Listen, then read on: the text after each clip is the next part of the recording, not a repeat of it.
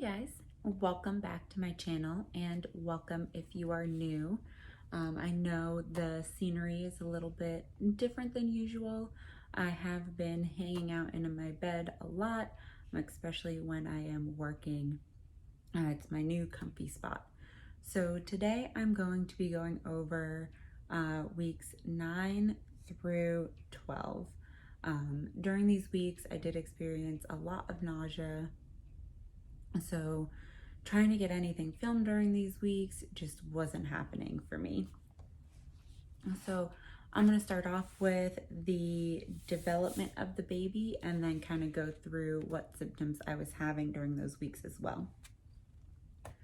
In week 9, major organs are starting to function and the heart is almost fully developed. And then in week 9, we'll also start to notice those fingers and toes are starting to separate. And baby is about the size of a date or the size of a grape. So pretty small still if you were to see baby on an ultrasound. Now, for week 9, my nausea really started to pick up. I was getting a lot of nausea, no vomiting, but nothing was helping to subside it. My doctor did suggest eating more bland foods and more frequent meals, but the frequent meals didn't do anything, and I could barely stomach toast and pretzels. So that was something that I was definitely getting used to in week 9. Week 10, baby is starting to move around during this week, and it is also the start of a 3-week growth spurt where baby's going to double in size. The placenta is also starting to function a bit more, and baby is about the size of a kumquat or a fig. Week 10, I'd say, was pretty similar to week 9. Still couldn't eat much, couldn't really be around cooking food, had to continue to eat toast and pretzels, things that were pretty bland, and was just kind of waiting for my next appointment with my midwife in hopes to get some relief when it came to that nausea. Moving on to week 11, the sex of the baby is starting to become more prominent. So depending on if you are having a boy or a girl, some ultrasounds may be able to pick up what gender you're having, but you can also do blood work to determine the genetics, which I'll talk about in the next week. So the kidneys are now also starting to produce urine. So the baby is now drinking or inhaling that amniotic fluid, and then it's flushing back out through the kidneys as urine. And then this week, the baby is about the size of a plum. So we are definitely getting bigger, and that's due to that growth spurt I was talking about in the previous week.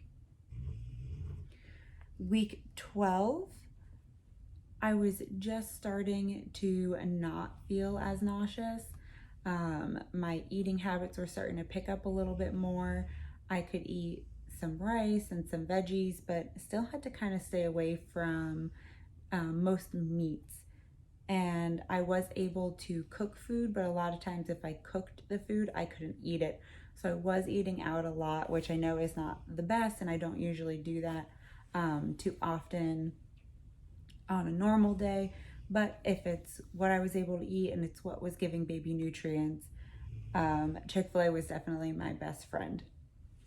So in week 12, the baby is starting to open and close its fist and making sucking movements, and the baby is about the size of a kiwi or a lime.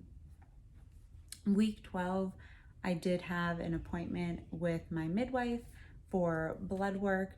So we went through a full panel of blood work for genetics. I did submit for that. I was adopted, so I don't really know my family history, and I had done the genetics on myself.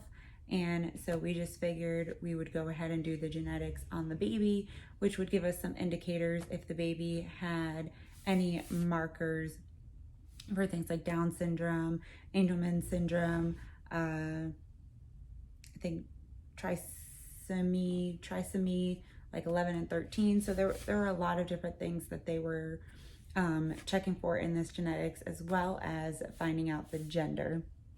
So we were super excited to do this blood work because there was no way I was waiting, or my husband was waiting, until our 20-week ultrasound in order to find out what we were having. We are not patient people, and we wanted to start getting our nursery put together and the walls painted while I still had the energy to do so. Throughout weeks 9 through 12, I didn't really see a huge dip in my energy level. I did notice that I wasn't sleeping as well through the night. I did continue with my diffuser with the peppermint essential oils, which does seem to help at night, not just with the nausea, but also with just getting back to sleep or staying asleep throughout the night. So that's definitely been helpful. Now I am just waiting on the results from that genetics test. And for those of you that have been following along with me on Instagram, I am much further along than those 12 weeks. So I do know what the gender is at this point, and it has been released on Instagram, but I will be doing a separate video of our reaction, my family's reaction, and kind of post that as a separate video.